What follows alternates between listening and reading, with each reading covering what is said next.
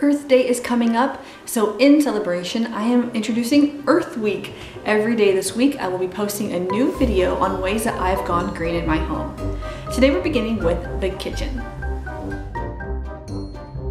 The first switch we've made is changing from paper napkins to cloth napkins.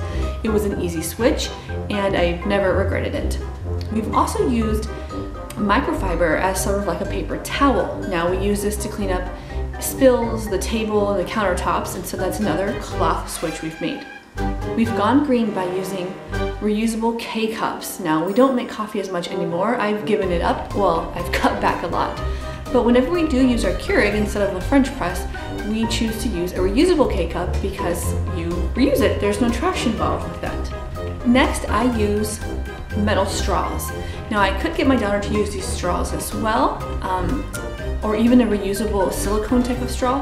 But for now, I have 4 metal straws that I use, and they work just as great as other straws. Come out perfectly in the dishwasher, or even by hand washing with a pipe cleaner.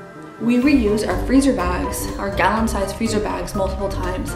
Now often we'll use those when defrosting meat, and if they don't get dirty, you know, you put the meat while it's in the package in the freezer bag, on the counter or something like that, and it's good for a couple more uses. We also bring our own shopping bags and totes to the grocery store with us. We have an insulated one for colder items, freezer items, refrigerated items, and we have several other cloth and plastic totes that we use. We almost never need to bring home another plastic or paper bag again.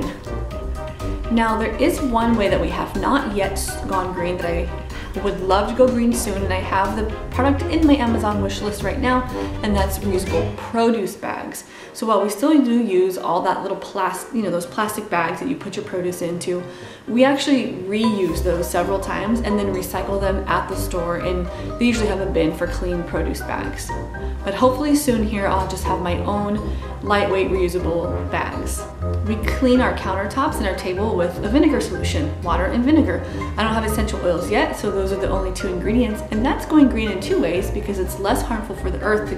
I'm not using all those harsh products, but also I'm not buying a new plastic bottle every single time I need more solution. I just bought one from the Dollar Tree and I refill it time and time again. Now to be really green, you could just use one that you already have. Let's say you bought a brand, use it up, and when it's empty, put your new vinegar and water solution in that.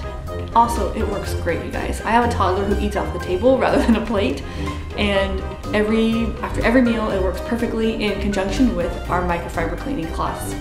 I use the same mug for a week or so before I wash it. So in the morning when I make my tea, it's the same cup that I used yesterday and the day before and the day before. I'll just give it a nice rinse, and then when it gets really yucky after a couple of days, I'll give it a real deep clean. But that helps save water. Same thing with my water cup. I don't get a new water cup every time I drink water. In fact, I mostly use a canteen, so that's another way. We use canteens for water, both for travel and in the home, instead of bottled water. We used to buy bottled water, but we have no need for buying those plastic bottles anymore. I have 3 small snack bags that have replaced small sandwich-sized Ziploc bags.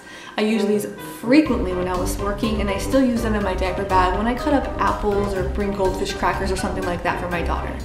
They wash, either hand wash or in the washing machine, and they work fine. They don't contain odor. I've had them for years and they don't need replacing yet. So that is a great way to go green. We made our own baby food. I didn't have to bring home pouches and squeezies and little glass jars every time my daughter needed a meal. That would have been very expensive and it would have produced a lot of trash. So we just made our own baby food. We steamed up vegetables and smashed it up with a fork. I'm not sure if this counts as totally going green, but you've seen my how to make your own broth video from Food Scraps. So we're saving some of our food trash and making a delicious broth from it. Maybe that one doesn't count totally.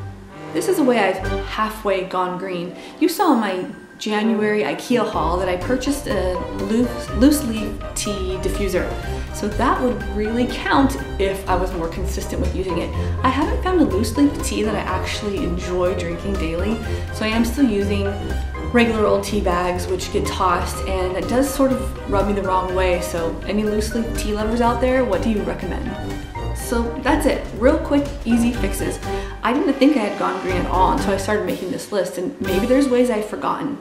If you have gone green in your kitchen, ways that you recycle, reduce, or reuse, leave it in the comments below because I'm always looking for ways to make the switch. And sometimes I don't even realize I'm making a bad decision, or I don't realize how easy a good decision would be. So share the love, share the wealth, put it in the comments below, and stay tuned tomorrow as we talk about how to go green in your laundry room. I'll see you then. Bye.